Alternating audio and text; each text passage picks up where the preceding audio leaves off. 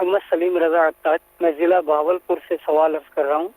میرا مفتی صاحب کی خدمت میں یہ سوال ہے کہ کسی بندے کا کسی بھی کاروباری بندے کے ساتھ کسی چیز پر سودا ہو جاتا ہے، آپس میں ریٹ طے ہو جاتا ہے، لیکن جو شخص کوئی چیز بیچنا چاہ رہا ہے، زبان ہونے کے بعد اگر اس کو کوئی ایسا کاروباری بندہ مل جاتا ہے کہ جو اس کو اس سے زیادہ پیسے دینے پر آمادہ ہو جاتا ہے، تو جو پہلے دو بندوں میں آپس میں بات طے ہوئی ہے، اگر وہ پہلے والا شخص اس کے ساتھ زبان کو ختم کر کے دوسرے کے ساتھ وہ سودا کر کے ریٹ زیادہ لے لے، کیا یہ جائز ہے یا نہیں ہے؟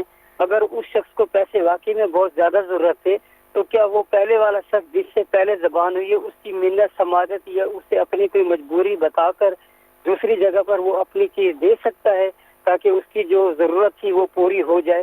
اس معاملے میں جواب ارشاد فرما دیجیے، جزاک اللہ۔ کہ کسی قیمت پر کسی شخص کے ساتھ ایگریمنٹ ہو گیا، سودا ہو گیا، اور اب سودا ہو جانے کے بعد اس کو جو بیچنے والے کو کوئی اور آدمی ملا جو اس سے زیادہ پیسے دے رہا ہے، تو کیا یہ اس کو دے سکتا ہے اور پچھلا ایگریمنٹ ختم کر سکتا ہے؟ اللہ تبارک و تعالیٰ نے قرآن مجید فرقان حمید میں ارشاد فرمایا، یا ایھا الذین آمنوا اوفوا بالعقود، اے لوگو اپنے معاہدوں کی پاسداری کرو۔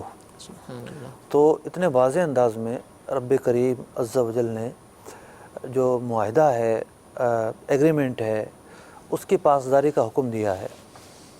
تو لازمی ہے کہ جو معاہدہ ہو جائے اس کے بعد باہم رضامندی کے بغیر یک طرفہ فسخ نہیں کر سکتے، ٹھیک ہے، ایک طرفہ نہیں توڑ سکتے۔ ایک نظام ہے، صحیح، ایک نظام ہے، اور اس نظام کو سمجھنے کی ضرورت ہے۔ پہ نظام یہ ہے کہ جب بھی کوئی سودا ہوتا ہے، مال کا سودا جس میں خریداری مکمل ہو جاتی ہے، تو انتقال ملکیت ہو جاتا ہے۔ ٹھیک ہے، خریدنے والا مال کا مالک ہو جاتا ہے، بیچنے والا پیسوں کا مستحق ہو صحیح، جاتا ہے، وہ پیسوں کا تقاضا کرتا ہے، یہ مال کا تقاضا کرتا ہے۔ ٹھیک، ایک صورت ہے کہ اس کے بعد بھی اگر وہ مال جل جائے یا ہلاک ہو جائے تو پھر سودا فسخ ہو جاتا ہے، ٹھیک ہے، وہ ایک نیچرل صورت ہے۔ صحیح، لیکن اگر بندہ طمع کا شکار ہو کر، یعنی طمع یا لالچ کا شکار ہو کر اپنے ایگریمنٹ کو فسخ کرتا ہے، یک طرفہ فسخ کرتا ہے، سامنے والے کی رضامندی نہیں ہوتی، تو یہ گناہ کا کام ہے، اس کی اجازت نہیں ہے۔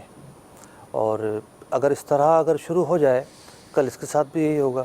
ٹھیک ہے، تو یہ جو طریقہ کار ہے یہ انتشار پر مبنی ہے، ٹھیک ہے، اور انتشار پر مبنی طریقہ کیسے جائز ہو سکتا ہے؟ صحیح۔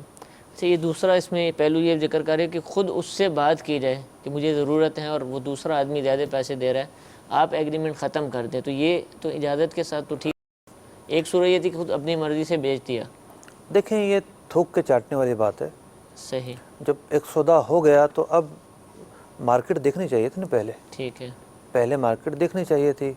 اس نے اپنی رضامندی خوشی کے ساتھ اس کی آفر کو قبول کرتے ہوئے سودا کیا ہے، ٹھیک ہے، تو اب دوسرے کے پاس جانا تو اپنے آپ کو شرمندگی پر پیش کرنا ہے، صحیح، تو اس طرح تو نہیں جانا چاہیے۔ ٹھیک ہے۔ اور اگر وہ بالفرض کوئی صورت بنتی اور ہاں، اجازت بعض مل جائے، اوقات یہ ہوتا ہے کہ سامنے والا راضی ہو جاتا ہے کہ ٹھیک ٹھیک ہے ہے، یار، کوئی مسئلہ نہیں ہے، مجھے تو مال مل جائے گا کہیں اور ٹھیک سے، ہے، یا میرے پاس مال موجود ہے، تم بیچ دو۔ صحیح، تو ہم نے یہ جو گفتگو کی ہے اس میں بار بار یہی لفظ استعمال کیا ہے کہ بغیر اس دوسرے کی رضامندی کے۔ ٹھیک ہے، تو اگر وہ راضی ہے اور سودا فسخ ہو جاتا ہے باہم خوشی کے ساتھ، تو ٹھیک ہے، یہ آزاد ہے، جہاں مرضی بیچے۔